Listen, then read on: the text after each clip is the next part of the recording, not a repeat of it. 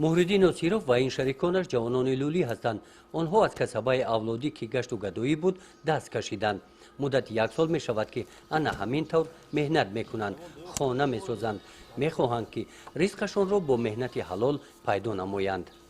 آدم خودم فیلم میکنم که تو نمیاد. دیگه من خودم خودم گشت میکنم. من میکنم اهل اونا گشت میرم اونجا. اون میکنم. شما حرکت نکردین که گشت برین مثلا فیلم؟ اکی خداوند مثلا کار بر کایده سیمون اومد مثلا خیلی مهنت کردن مثلا میکنم دستم خودم میستم. که من یارو دوام گذاشتم مثلا اول خدا خامش شدم. بعد نیست. با فکر ما گشتم کم و بیش برای من سوزه کردم. دوست کنم. مهردین کسب استاگی را پیشه کرده است. این شغل به او پسند آمد. 4 دیوار خانه را آن همین طرف با پخسه میبردارد. این کاری دشوار برای او آسان است. نه هر یک استای خانه ساز با پخسه با چنین طرز دیوار خانه را راست و استوار برداشته میتواند. اگر استا پاره از این پخسه را ناجا ماند، دیواری برداشتهش کج می شود، عاقبت میافتد، میگوید مهردین. با پخسه برداشتن دیوار از استا مهنت صافدلانه و پرطاقت را طلب میکند. مهردین در این کار علاقه تجربه دارد. تا این ساختمان در دهه و دهه‌های گرد و اطراف یکچند خانه‌های دیگر را ساخته است که آدمان در آنها زندگی دارند. کریشش هم میزنیم، سیاش کش هم میکنیم. خانه دیاگنال پیاگنال مثل بیتون یوش هم آیده سیمون میاد. bunu türünün sol remont amaydısının yaptı. Zakaz nem tojikoyna qishloqoyna masalan ilik, ina qoqovot, ina vose, mumnobod, shurobod, lubod zakazshid mere ami 15 ruzda da ne 15-18 ruzda ham ya abek tamezem budneke mete. با مانند مهردین و همکارانش امروز بین لولیان چنین نفران بسیار هستند که از رسم اولادی گشت و گدایی دست کشیدند. بین اولادان چنین آدمان اساساً جوانان میباشند. در دهه لولیان گیای فو از جمله چنین عائله‌های میباشند که زمانوی شدند. جوانای امروزه ما فرق داره که کار میکنن، مهنت میکنن، حاضر خانه میسازن، رسیه میروند. خداشون یا خیلیش انا ارتسته میکنن، یا خیلیش مهنت کرده خانه میسازه، یا خیلیش انا چی میسازه اینا ایتره بونگ اول میتلویدن. مایده و کلانش حاضر نمیتلوند، معرکه میکنن. صدبر گیایی و میگوید که در گذشته زنان لولی کرته و لباسشان هم از حساب گشت بود. اکنون امروز چنین نیست. زنان و دختران لولی برای خودشان کرته میدوزند.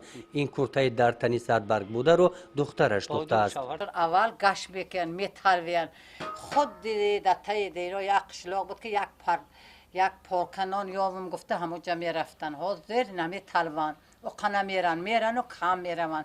حاضر کار میکنن، بسیارش مهنت میکنن. ای مهنت خودش. اینا دخترم کرته میدوزه، پاچه میدوزه، دخترم اینا تکسری میدوزه، دخترم قویق یک روز ده قریب 10 کور پاچه میدوزه. دخترم سفید میکنیم، همش تازه میکنیم. ویم چه خیل که اوله خیل نبیم، حاضره رنگ تاجیکاییم. با شغل فرو گرفتن لولیان در ناحیه واسه سهم اداره های دولتی نیست. کارمندان شغل اهالی و مهنت جماعت های دهات در این سمت بین لولیان کاری را به انجام نرسانیده است. در خصوص موجود بودن اداره شغل اهالی و مهنت آموزش کسب و هنر لولیان معلومات ندارند. این هنرها را آنها توسط مهاجرت مهنتی در فدراسیون روسیه از خود نمودند. درآمد کاری ما از طرف روسیه بازم молодежный که همین نابرامد که هستن ملت ملت هستیم. از درآمدی که داریم مثلا روسیه میریم درآمد خوبی خوبمون ایمسین روسیه ایسو کار روسیه کار میکنیم. همین میریم خاطر هم بچه‌ها هم توجیکام خاطر هستیم، مثلا ازبکی هم خاطر هستیم.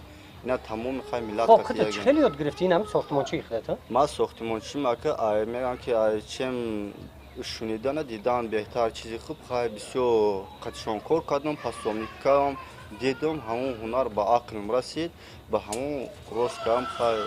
با شرافت مهاجرت مهنتی در عائله گیویف و فرزندان همه صاحب کسب ساختمانی شدند. شمس‌الدین گیویف استای ساختمان بومشیفت و داخل خانه می باشد. این خانه را او ساخته است. شمس‌الدین مکتب نخوانده است، خوانده و نوشته نمیتواند. تجربه کار ساختمانی را از مهاجرت مهنتی در فدراسیون روسیه از خود کرده است. اگه همین که من برم از بوتل خانه میگه برای کار کن. نه نمیگه که کار کن. ای به مرد اگر کار کنه که مهنت میگه شرف نیست نبرن اگر کار میکنیم کار میکنیم اکا فکر خود درباره گشت چی ای؟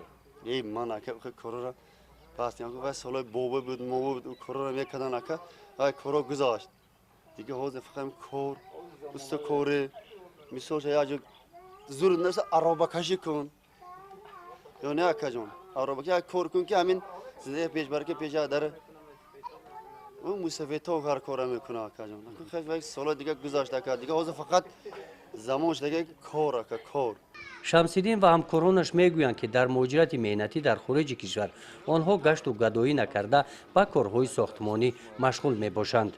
هر دورم که اکا زمان دیگه دیگه اولاد پیشنگی همه دیگه نیست اکا دیگه حوض همین کار همین کنن نکنن موسیقی تاش میکنه دیگه یوشش یگون تاش نمیکنه فقط کار اکا زمانوی زمانوی دیگه همین زمانوی فقط زمانوی را بقا اکا دیگه نیست اکا گشت دست اندل خیره یک جو میره اگر گندر میگه یک جو اگر خوب میگه اکو میگه پس میام ام کارو نکنیم مثال اینا کار کنیم مهنت کنیم مهنت کنیم خیلی مایده از زندگی را پیش بریم خیلی گشت کسان گشت هم سویشون گذاشتیستن خیلی هم استوکورم کسی مطمئنشون گذاشتیستن گشت نمیکنی خود؟ میکنه گشت نمیکنه در دهه توگرک محریدین دیگر به کسبه اولادی مقصدی برگشتن را ندارد. در پیش نقشه های کلان دارد. همراه شریکانش ساختمان این خانه را تیزتر به انجام رسانیده آنها را انشاءات های نو انتظار است. محریدین دیگر جوانان لولی را دعوت می نماید که از گشت و گدایی دست کشیده از پی آنها روند.